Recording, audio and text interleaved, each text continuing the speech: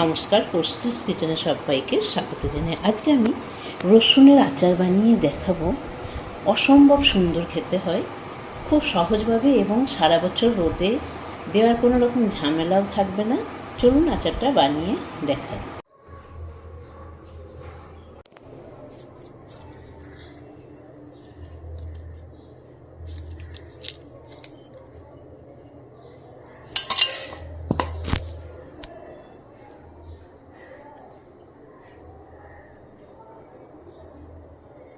তো এখানে আমি রসুনগুলো ছাড়িয়ে রেখেছি। রসুন ছাড়ানো ভীষণই কিন্তু শক্ত কাজ সকলে মনে করে, কিন্তু এই যে রসুনগুলো জাস্ট এরকম করে নিতে হবে, এই আলাদা করে নিতে হবে। নিয়ে মাইক্রো ওভেনে 2 থেকে 3 মিনিট দিলেই না একটু হালকা হালকা খোসাগুলো নরম হয়ে যাবে, তখন খুব সহজভাবে রসুনগুলো ছাড়ানো যাবে। মাইক্রো ওভেনে কেউ না করতে চাইলে কড়াইয়ের মধ্যে এইভাবেই রসুনগুলোর খোয়া আলাদা করে নিয়ে একটু নাড়াচাড়া, যেটাকে রোস্ট করা আর কি, শুকনো খোলায় ভাজা যেটা বলে, হালকা করে নেড়ে নিয়ে সেভাবেই কিন্তু রসুনগুলোকে খুব সহজে ছাড়ানো যায়। আর এখানে আমি একটা আমের খোসা ছাড়িয়ে না মিক্সিং জারে দিয়ে এরকমভাবে পেস্ট করে রেখেছি। এখানে আমের বদলে আপনারা তেঁতুলের পাল্প ব্যবহার করতে পারেন। আরও এখানে বিভিন্ন যে অল্প জিনিসপত্র লাগবে সব আছে। চলুন আচারটা তাহলে বানানো শুরু করে দিই। এখানে আমি গ্যাসের ওভেন অন করে আমি প্যান বসিয়েছি একটা। প্যানটা একটু গরম হয়ে যাওয়ার পর আমি এর মধ্যে দেব সর্ষে তেল। এখানে আমি 2 টেবিল চামচ মতো সর্ষে তেল দিলাম।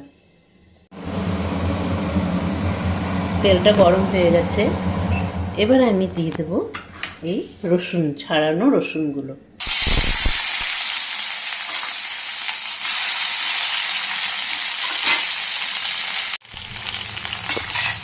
এবারে নাড়াচাড়া করে নেব একটু। রসুনগুলো আমি একদম সফট করে ভেজে নিয়েছি, পুড়িয়ে ফেললে হবে না কিন্তু, এরকম করে এই যে হালকা হালকা দেখছেন এই যে নরম হয়ে গেছে। কেউ কিন্তু ইচ্ছা করলে এগুলোকে হামাল দিস্তা করে থেতো করেও আচারটা বানাতে পারেন।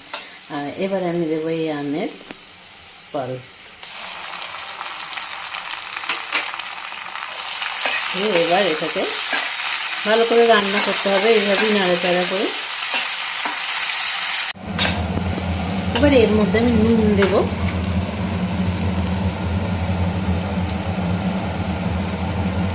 আর দেবো আমি সামান্য বিট নুন।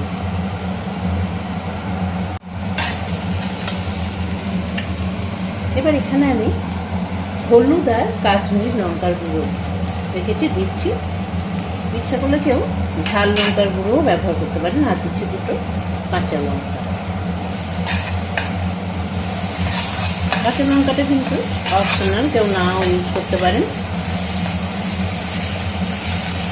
ভালো করে কিন্তু এইভাবে নাড়াচাড়া করে করে একদম রান্নাটা করতে হবে। শেষ কিছুক্ষণ আমের পাল্পটা দিয়ে আমি কিন্তু রান্নাটা করেছি। রসুন কিন্তু দেখুন একদম সফট হয়ে যাবে, এমনি মাইক্রো ওভেনে দিলেও অনেকটা সফট হয়েই থাকে। তো সেদিন মানে রসুনগুলো ছাড়িয়ে না ফ্রিজে রেখেও পরেও কিন্তু আচারটা বানানো যেতে পারে।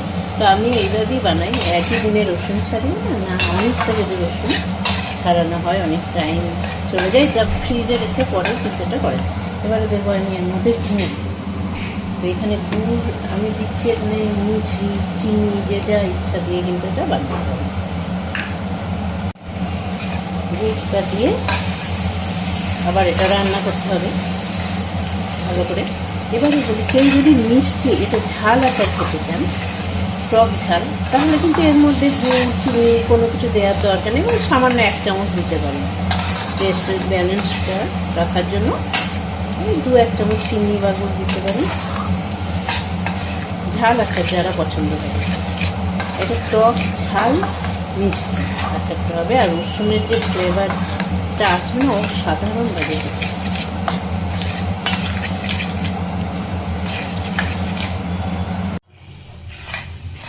আচারটা প্রায় হয়ে এসেছে, একদমই মোটামুটি সব যে সিদ্ধ হয়ে এসছে।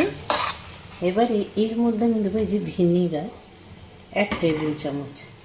ভিনিগারটা দিলে কি হয়, রোদে না দিয়ে এটা কিন্তু বাইরে 5-6 মাস থেকে যাবে, আর ফ্রিজে সারা বছর কি 1-2 বছরও থেকে যাবে যদি অনেক করে তৈরি করা যায়।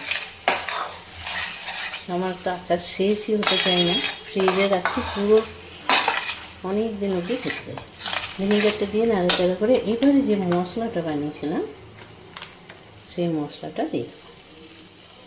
সবটা দেবো না, আমি অর্ধেকটা মশলা দিয়ে দিলাম। এবারে গ্যাসের ফ্লেমটা আমি অফ করে দিলাম, আচার তৈরি হয়ে গেল। ভাত, রুটি, পরোটা সবার সাথে না খুব ভালো লাগবে খেতে। আমি একটা কাঁচের বোলের মধ্যে আচারটাকে ঢেলে নিয়েছি, দিয়ে ঠান্ডা করে নেব। তারপর এরকম একটা কাঁচের কন্টেনার, যেখানে একেবারে মানে গরম করে নিতে হবে, একটু যেন জল না থাকে, এরকম কন্টেনারের মধ্যে আমি আচারটা স্টোর করে রাখবো। সারা বছর একদম ভালো থাকবে।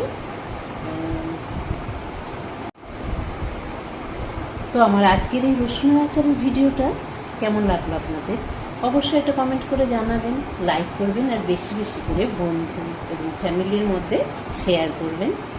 আর আমার চ্যানেলে নতুন বন্ধু হয়ে থাকলে চ্যানেলটা সাবস্ক্রাইব করার জন্য অনুরোধ রইল। ভালো খান, সুস্থ থাকুন। আজ এই পর্যন্ত, ধন্যবাদ।